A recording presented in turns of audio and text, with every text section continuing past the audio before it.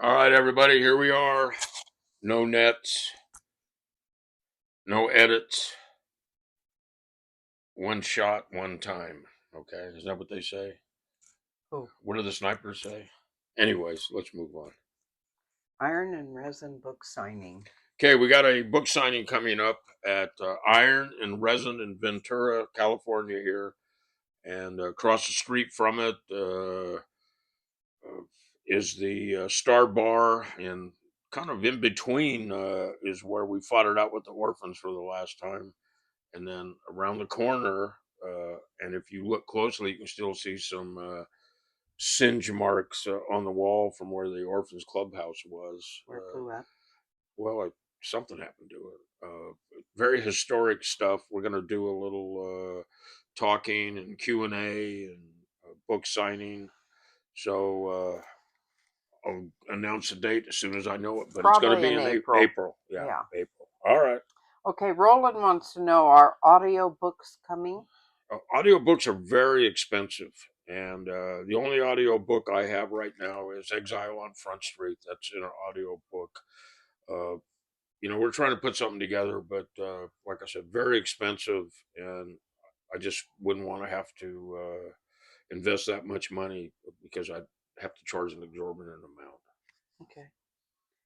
Peter Lancaster writes, how do you feel about Ontario Bike Coalition? Well, I feel positive about any motorcycle coalition if they're trying to advance peace between the clubs and independents. They're watching the traffic laws and the laws that are nuisance type laws for motorcyclists. Uh, I'm against guys lining their pockets with money at the expense of other people and not giving them anything. If they're giving them something, I'm good with it. So any coalition is good as long as it's productive. Benson Lee writes, what's your opinion on Jim Jim? Jim, that's a tough case. Jim was a heavy guy in Oakland back in the day. He seemed to slide in and out of trouble all the time, and now there's rumors that he was playing both sides of the fence. I don't know if it's true. Uh, I've never seen any paperwork, and in today's world, people seem to throw the term informant around a lot, and I never knew him to testify against anybody. But who knows? Dave Zvack wants to know, any tie-dye stuff coming up? Well, Beverly's got some stuff she's working on. It's black and gray tie dye stuff, and she's coming up with a sweatshirt and some sort of light jacket for summertime. I think it's not really a jacket. It's going to be a sleeveless type deal, like a vest. Mm-hmm. But look for that in the future. And Morton writes, the cops beat the Hells Angels asses, and they didn't even fight back. You know, Who said that? I don't believe that. I'm not calling you a liar. I'm just telling you it didn't happen, and I never heard anything about it. Hell's Angels will fight. Sometimes they lose, sometimes they win. It's not about winning; it's about getting in the game. So I'm not giving that any credibility.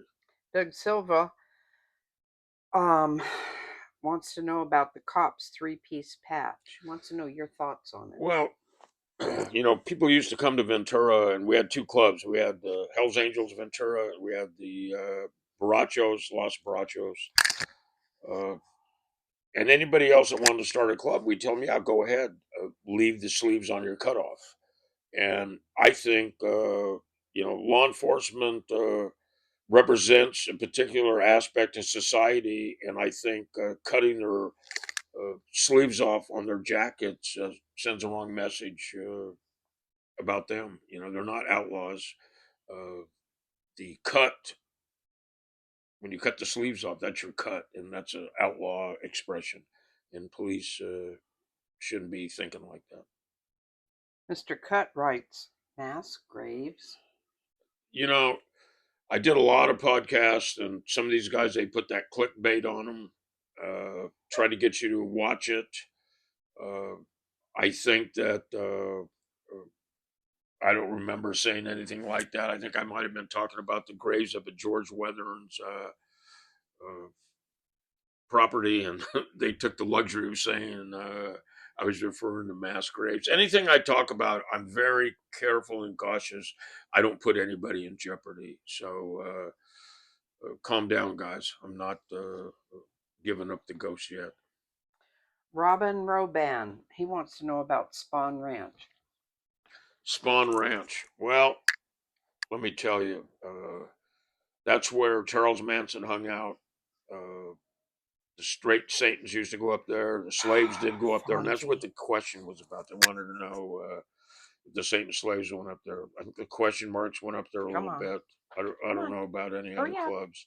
I ran into Spawn. some Charles Manson's people from the family, or whatever you want to call it, and I didn't have much respect for him. In fact, I had words with the guy, and You want to come come real out? close to Come on. blows, Come or on. more, if you will.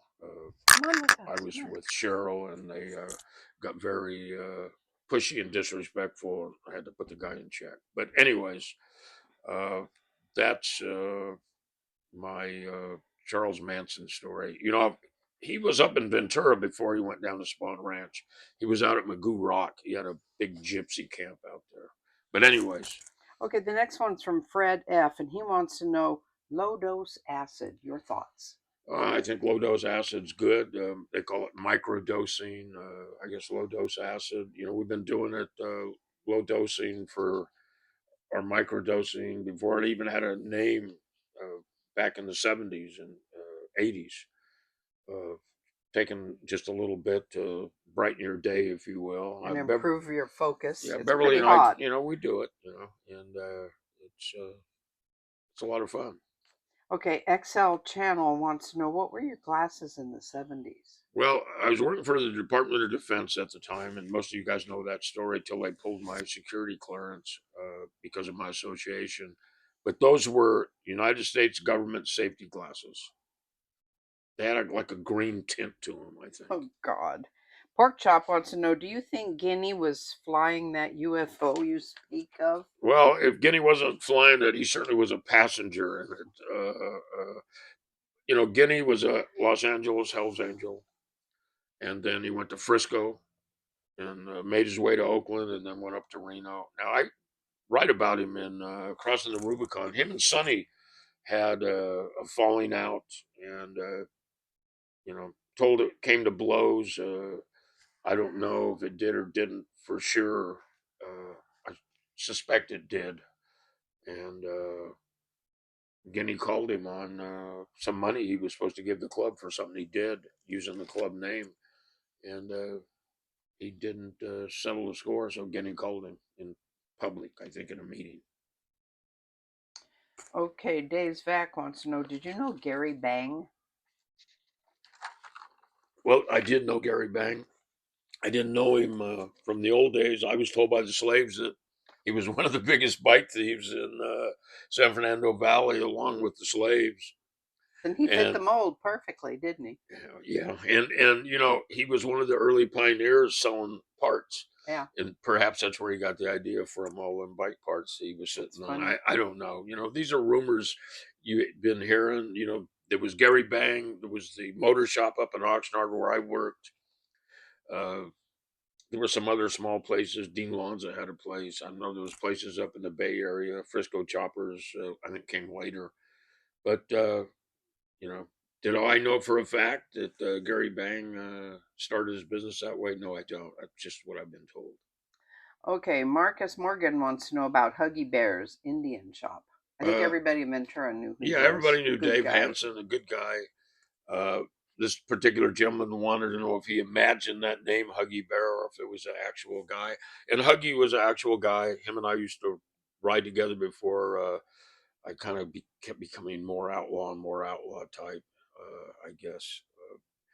And I had a scout at the time, Indian scout, and I used to beat him on his chief, and he'd get all pissed off because I could beat him on my little scout. Scout was fast. Okay, swept under the rug. Did you and slave Little John remain friends, and did you trust him? we did remain friends, and you have to just kind of understand what it was like back in those days. People partied really hard; they pushed you to the limit. Uh, but like Little John took my motor, I called him on it, and I got it back. Uh, uh, you know, just do some crazy partying. I knew Little John up until he died. He got cancer of the jaw, I believe. Oh It was God. a real tough illness. But yeah, I liked Little John. We got along great, and we had some fun times after the initial introduction. Mr. Karank wants to know David Allen Coe would be a perfect guest. What are the Bring David Allen chances? Coe on. Right.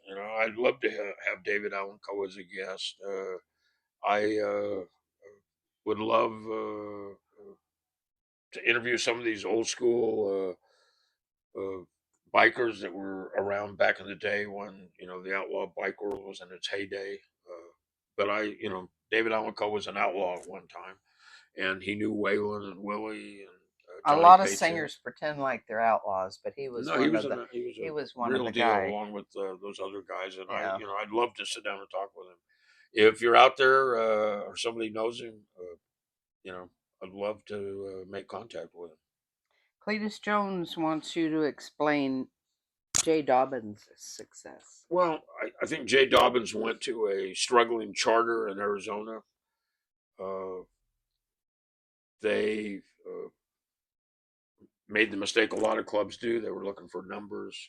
I don't know all the particulars, but I'll tell you, I interviewed Dobbins. We got 3 hour long interviews. I think they're about an hour long. And it's in the beginning of all the episodes. And I think it's worth a listen. And, I ask him some hard questions and he gives me some answers. Dobbins believes what he says. I disagree with him on a lot of uh, things, but Dobbins had a job to do. I don't have You any have kind of animosity. a mutual respect Yeah, thing he going had a on. job, man. He He was was at our undercover. house, Yeah, and he could have got killed, man. yeah, He could have got I killed. kind of felt sorry for him. Yeah, the ATF turned their back on him. Yeah. Certainly the Hell's Angels aren't going to embrace him. But anyways, Easy Frank wants to know, did you know that Dougie Poo passed? And more thoughts on Jesus. well, Dougie Poo did pass, and that was before I left for Spain. They were threatening to change his status to out bad, which seems to be common practice. Everybody's out bad nowadays. It doesn't even have the effect that it once had. It's almost kind of a running joke with people in the club uh, and outside of the club. But it is what it is. But Dougie Poop did pass. Rest in peace, Doug. Uh, I felt bad because he was really disturbed by the fact that they were considering changing his status. But that's it. And as far as I keep getting these questions on the cross, and you can see it over my left shoulder. Look, why do I call Jesus an outlaw? Because he was tried, convicted, and executed. I mean, if that's not outlaw, he was tried and convicted by two governments: the Roman government and the part of the Jewish church. If I remember correctly, uh, and I think just no way he was going to win. And I think whether you believe he's your personal savior or if you believe he's a historic figure, I think he's a powerful guy. Has a powerful story. They're still talking about him. We're talking about him right now. But why do I think he was an outlaw? Because he was put on trial, found guilty, and executed. And like I said, if that's not outlaw, I don't know what is. There's I could get into a all day discussion with you about this, but anyways, I been getting a lot of messages over the years since Georgie passed. People want to get in depth about him as a person. His name was George Gus Christie III. He was my eldest son. He's known as Little George. He was born on April 22nd, 1976, the same date as my mother's birthday. And that particular weekend, prior to his birth, was a big weekend for me. I was up on the Kern River with the slaves, uh, had my first real dialogue, in-depth conversation with old man John, who wound up giving me an invitation to the Glendale Clubhouse, and kind of changed the whole direction in my life. Now, my wife Cheryl was pregnant, and she was at home. She had our first child with her, Mariah. And Cheryl told me, I called home, see how she was doing. She told me, you better get your ass home. Little George is coming and he's not waiting for you. I jumped on my bike. I went home. I just made it in time. And for like the next 3 years, I started making my mark on the Hells Angels. You know, I was spending less and less time at home, especially once the conflict with the Mongols started. And this particular event, I think, impacted not only me, Cheryl, Mariah, but little George. I was getting ready to go to Bass Lake July 4th weekend, and Cheryl was using little Georgie as bait for me not to go. And she got him to pack his little bag, and he had it flung over his shoulder, a small pack with a handle on it. He had it strung across him, and the pack was in front. And he had on sunglasses, and he was telling Daddy, take me with you, take me with you. And Cheryl had this smug look on her face, like, you know, what are you going to do now? And I reached down, I scooped him up, threw him over my tank, and we took off. I went and met David Ortega at the clubhouse, had the pack ride up by themselves. David Ortega and I rode with little George, and he had his ambulance. He had a used to have an ambulance. You know, it wasn't an ambulance. It was an antique ambulance that was kind of stripped down and cool looking. Uh, he had his girlfriend driving us, and they followed us up to Bass Lake. We got stopped on the canal grade. The highway patrol was going to take little George from me because I had him riding on my tank. And, you know, none of us had any helmets on. I mean, it's probably poor parenting, but I mean, what can I say? It was 1978 or maybe 79. I think it was more like 78. He was three. And we were on our way to Bass Lake. And when we got there, a lot of the guys were surprised. Back then, nobody brought their kids to camp and whatnot. And I remember Norm Green, the first 50-year member in the Hells Angels. He actually was in the club longer than Sonny. He had been a Frisco member and then went to Sonoma. But Norm just looked at me like, "What the fuck are you doing, man? You brought your kid?" And I said, "Well, he goes everywhere I go, man." I was kind of embellishing a little bit. He laughed, and he goes, "Well, let's see how he fares through the weekend." And uh, he hung in there like a trooper, man. We went down to there was the bar, and then next door to the bar there was a T-shirt shop, and they would make novelty T-shirts. And I was going to get him a T-shirt made, and we went in. This is honest to God truth. We went into the T-shirt place, and I said, "Pick out any shirt. What shirt do you want?" And he's strumming through the things, and I go, "You don't see anything?" And you know, he shook his head and told me no.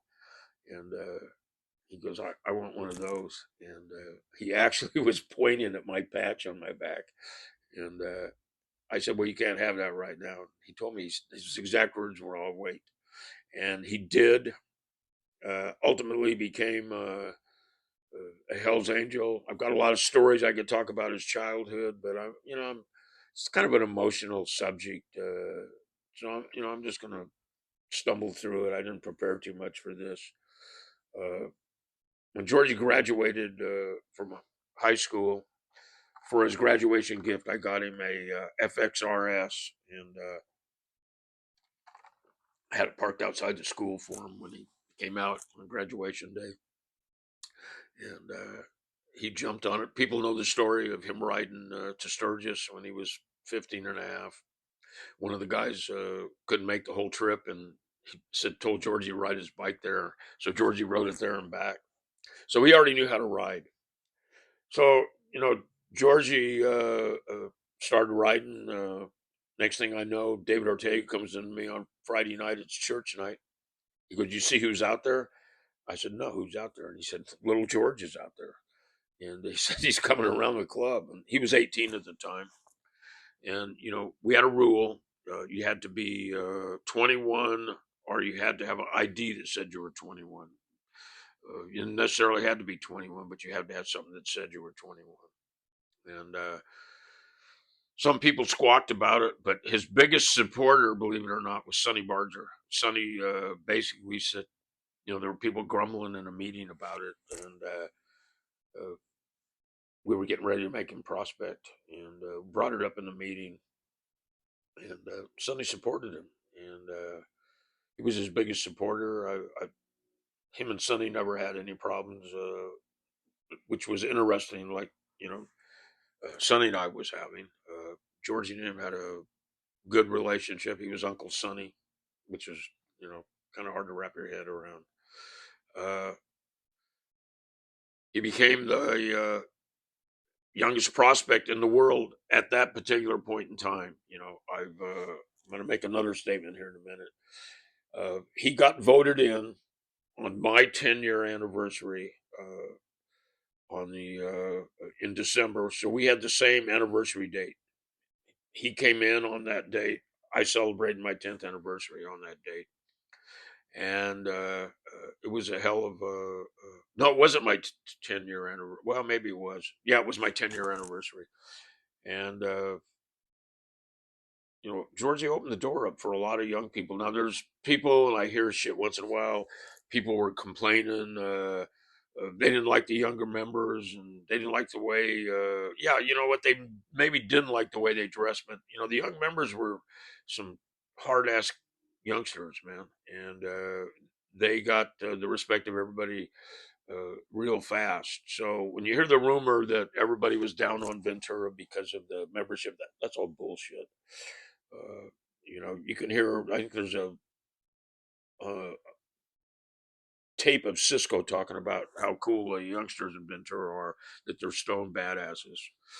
But anyways, several years, couple of years, 3 or 4 years after Georgie got in the club, everybody knows about the big Vicodin beef. Him and Joshua Adams, who was a airman, also a high school, companion of Georgie's and a lot of the other younger guys. They brought a million Vicodin and Valiums into town. Uh, Josh Adams was an airman at a Edwards Air Force Base. He was in charge of the pharmacy, so it was five for them, five for us, kind of a deal. And he would send them out, and uh, they ran across them by accident. They went to my ex-wife's house, to my house, and to the Inc. house looking for. They thought I was cheating on my taxes. They were looking for papers, and what they did was they were supposed to look for records, business records, and they wound up just doing a complete search. So it was always questionable if we would have taken it to trial if the warrants would have held up. But they ran across. They went in Georgie's closet. And they ran across 30,000 Vicodin. Now, when they found the Vicodin, they got so excited they failed to continue the search. Now, if they had gone into the garage, there was another 60,000 Vicodin in the garage that they never found. I think 7, 8 pounds of hash. They were just running amok on these 30,000 Vicodin, and they failed to complete the search. It was a big mess. I was in prison or jail for a year. They were trying to deport Cheryl. They were offering her all kinds of money to rat me out. Uh, you know, Everybody held their mud. All the people involved in that waited it out, and ultimately the case collapsed under its own weight. I had 59 counts, and I pled to a tax charge and a conspiracy charge, and they gave me time served. It was one of those deals. You kind of had to take it.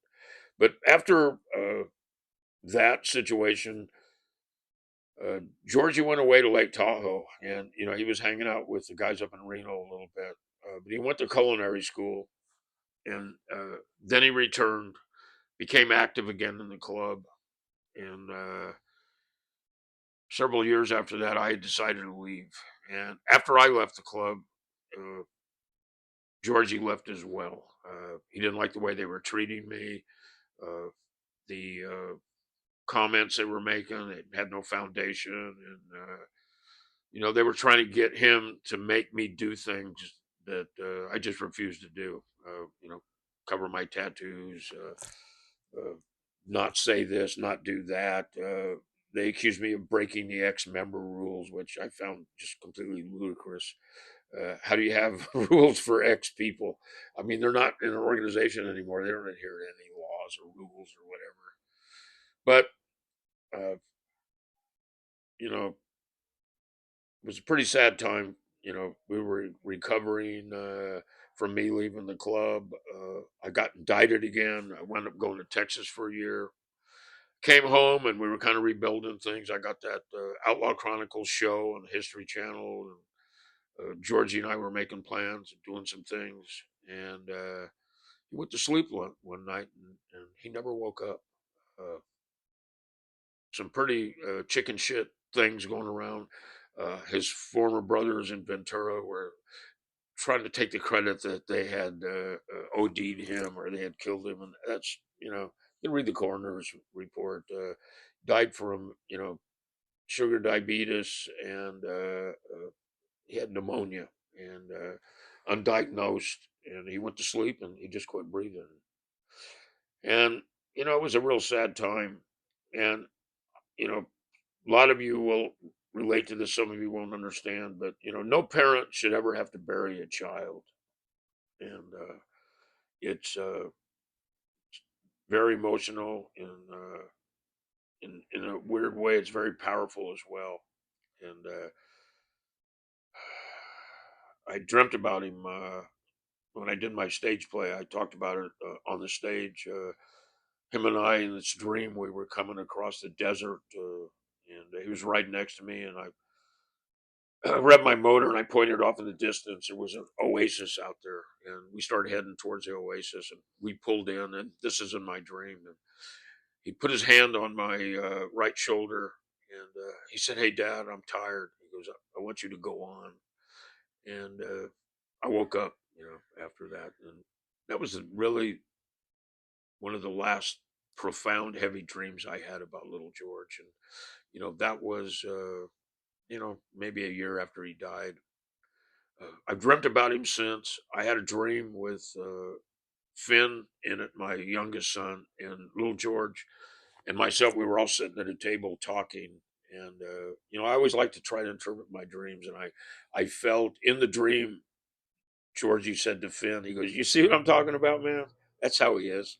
And I kind of felt like Georgie was telling me, "I'm gone, Dad. There's nothing you can do. Don't dwell on it and focus on your boy Finn." And that's what I've been doing. I've been doing a lot of changes, doing a lot of things with my life, sharing a lot of stuff with you guys. And some of you guys may find this story a little boring, and but it's emotional and it's spiritual for me. Georgie was a big force, bigger than life. As a Hell's Angel, as my son, as a child, and even in death, he I still feel him, but his presence out there. I also wanted to mention my friends in the Carradine family. They lost Bobby Carradine this week. You know, Keith is left, and Michael Bowen, Uncle Jack from Breaking Bad. They're Bobby and him were half brothers. So the Carradine family is in mourning. You know, maybe send some positive energy their way. That's it for this week. Uh, Next week, I'll come up with something a little bit more exciting. But, you know, as things come up and I think about little George, maybe I'll throw some stuff in because a lot of funny shit going on with him and all the guys. But that's it. Uh, think about that book signing. I'd love to see a big crowd there and talk over old times and maybe go on a little sightseeing at the Star Bar in the Orphans Clubhouse. But hit the subscribe button, comment, like, and if you don't get your question answered, continue to answer it. I see the repeat questions, and I try to get to them sooner or later. All right, fellas, that's it. Thank you.